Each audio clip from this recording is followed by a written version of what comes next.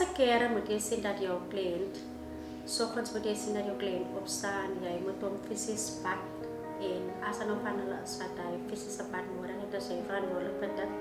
Je moet zien dat jouw cliënt veilig is, dat jouw cliënt netjes aangetrokken is ook. En ja, dat is een medicatie gekregen wat hij moet krijgen. En van hulle bewegen ons naar de werkswinkel toe. Nee? Maar ik ook nog een kom daar. So die span bij werkswinkel ons is daar as ons weer bezig met opleiding. Soos ons het verschillende contracten in die werkswinkel wat ons doen. Soos Dala, ons het nou laatst het Iggy Blisters wat doen die fire blisters na. Het ek gedoen voordat die weg is. So ja, en as daar kliënte is wat nou nie kan die activiteit doen.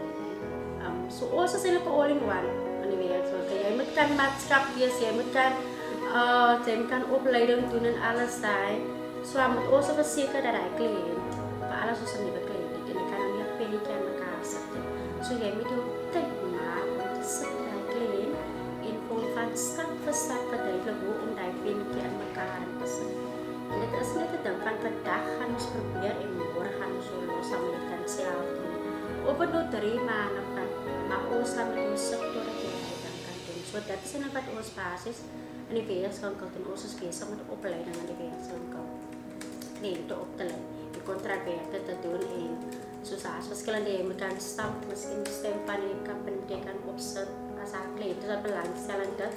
Wat is wat training so moet te doen? As jy reg is outomaties dan sit jy op daai lyn om die stamp te doen.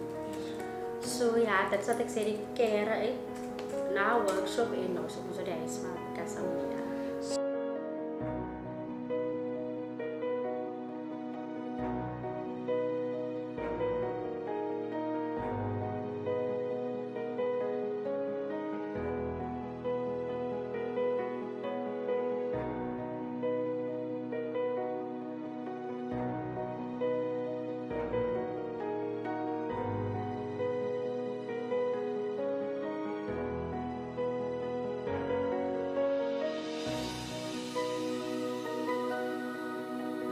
Kasih mama.